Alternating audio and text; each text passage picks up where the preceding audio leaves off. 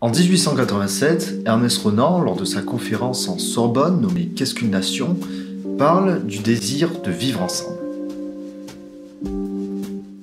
Cette conférence devint par la suite le fondement théorique de la nation. C'est le texte qui explique ce qu'est la nation française et ce que veut dire être français en quelque sorte. La notion du vivre ensemble devint alors un concept réutilisé par les camps politiques et bien souvent dévoyé de son origine pour servir des idées politiques.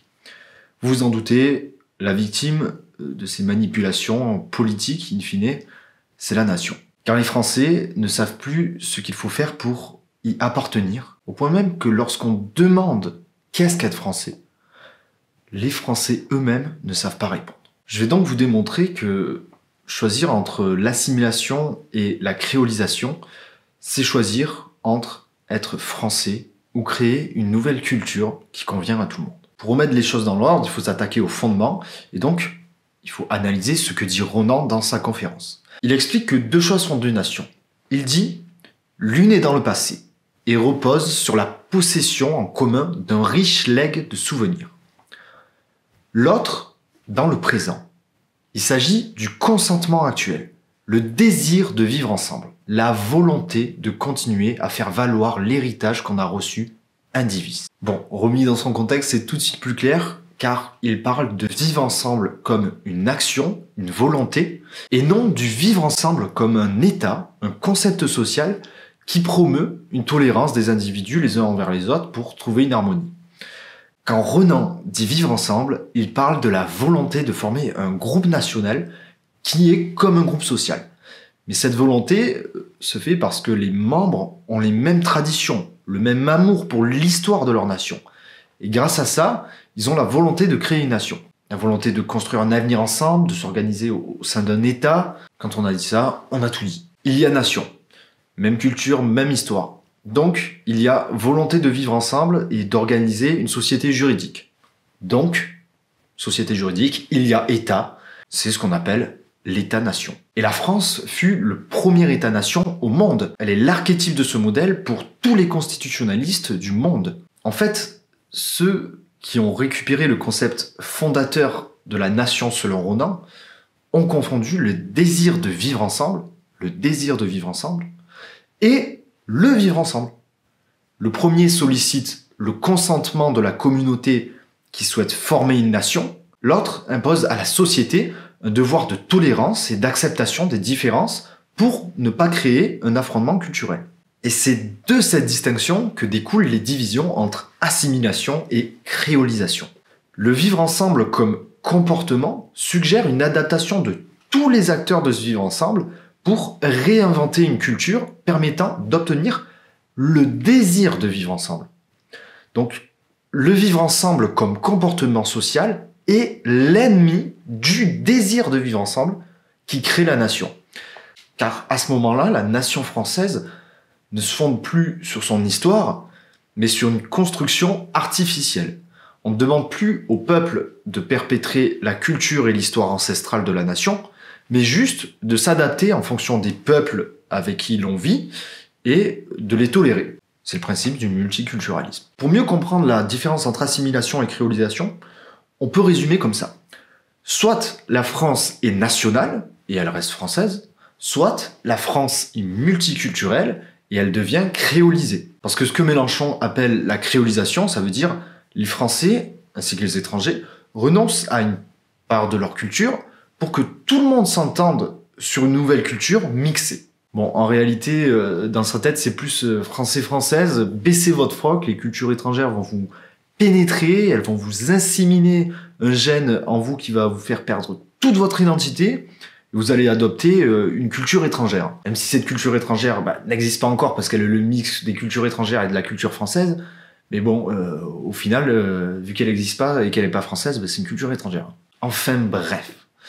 Mais pourquoi cette créolisation qui est défendue par le front républicain, le camp républicain, la République est incompatible avec Renan, figure républicaine du 19e siècle? Parce que Renan s'appuie sur l'histoire française et construit la nation sur ce passé et non sur celui des autres. Ça veut dire que la condition pour devenir français, c'est d'adopter l'histoire de France telle qu'elle est sans la cancel culture, sans déboulonner de statut, parce que Renan dit bien la culture indivis, l'héritage indivis, donc il faut adopter cet héritage afin de le perpétrer et de construire une société conforme à l'histoire. Il y a une volonté d'adhérer à cette histoire, il y a un sentiment d'appartenance qui passe par l'amour de la nation, et c'est ça le désir de vivre ensemble. Et d'ailleurs, la République, ce n'était pas d'adopter les cultures des pays que l'on colonise, mais que les colonisés adoptent la culture française. C'est pourquoi, au Sénégal, on enseignait les ancêtres gaulois. Bon, avec le recul d'aujourd'hui, c'est absurde d'avoir fait ça, mais ça nous montre qu'être républicain, c'est imposer aux enfants, par l'éducation, une culture pour qu'ils deviennent français. Personnellement, si j'avais été éduqué en Biélorussie, je serais devenu biélorusse. Parce que ils donnent une éducation biélorusse. En France, on donne une éducation française, donc on devient français. C'est une logique sociologique très humaine, mais qui est pourtant fascisée. On n'a presque plus le droit de penser ça, parce que qu'on soit de gauche, du centre ou de droite, directement on est classé à l'extrême droite. Pourquoi ce terme aujourd'hui ne veut plus rien dire. Et c'est la même chose pour ceux qui veulent devenir français, les étrangers. Ils doivent adopter la culture française en s'assimilant. Bon, en fait, le concept de vivre ensemble de la gauche, c'est quoi? C'est je t'accepte comme tu es, ne change rien. On va adapter nos coutumes pour pas se taper sur la gueule. Sauf que ça, c'est la connerie des bisounours qui comprennent pas que les rapports humains sont régis par des rapports de force. Donc, quand t'as une culture, si tu l'imposes pas aux autres, c'est toi qui vas devoir t'adapter aux autres cultures. Parce que sans ces points communs, sans l'idée qu'on adhère aux mêmes racines, on ne peut pas avoir un sentiment d'appartenance à la même communauté. Et donc, on ne peut pas avoir la volonté de poursuivre cette histoire. Si vous êtes pour la créolisation, et grand bien vous fasse, il faut que vous soyez conscient que la France ne sera plus française au sens que la nation disparaîtra. Et quand je dis ça, il faut vraiment l'entendre de manière théorique et complètement dépassionnée. Quand je dis ça, c'est avec un regard froid d'analyste critique. Je ne vois pas comment on peut trouver ça irrationnel, parce que si on choisit d'intégrer dans l'histoire de France, l'histoire du Sénégal, du Cameroun, de l'Algérie, eh bien, on n'assimile plus les enfants à l'histoire de France, mais à des histoires. Qu'elles soient toutes aussi magnifiques les unes que les autres, c'est pas le sujet. En fait, on laisse le choix aux individus de s'identifier à l'histoire qu'ils veulent. Et donc, on ne fait plus nation, puisqu'il n'y a plus d'histoire commune, ni de sentiment d'appartenance. Et ça, c'est le concept de la créolisation. C'est-à-dire qu'on accepte la pluralité culturelle et on laisse faire le temps qui mélangera ces cultures pour en créer une nouvelle qui est le mélange de toutes. Alors c'est quelque chose de tout à fait utopiste, mais bien que je sois fermement opposé à cette idée, je comprends qu'on puisse y adhérer. Moi-même, dans mon adolescence d'islamo-gauchiste candide, j'aurais pu céder à la tentation de faire émerger une culture qui n'a que l'humanité pour seul peuple. Mais ça, c'est dans le monde des bisounours qui ignorent les rapports de force. Donc, si la culture française est la seule à accepter de se mélanger aux autres sur son propre sol, ça veut dire que c'est la seule qui va se faire bouffer et disparaître. Parce qu'en Algérie, et dans plein d'autres pays, eux, ils se créolisent pas avec la culture française. Donc, ils vont rester algériens. Et ils ont bien raison. En fait, c'est simple. Pour qu'il y ait la paix, il faut qu'il y ait un rapport de force équilibré. Si la France perd sa force, il se passe quoi? Elle se fait bouffer par les autres et les Français frustrés partent en guerre pour se défendre. Donc si vous voulez pas la guerre civile, il faut que chacun puisse garder sa force culturelle sur son territoire, celle qui permet à chacun de se sentir chez soi. Parce que je le répète, se faire créoliser, ça veut dire abandonner la culture française pour une autre culture, quand bien même elle n'existe pas encore. Et quand j'entends des gauchias prétendre qu'ils appartiennent à la gauche républicaine,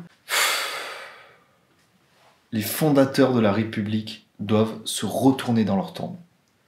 S'ils savaient que leur création, la nation qui devait sauver la France, a été détournée pour l'anéantir.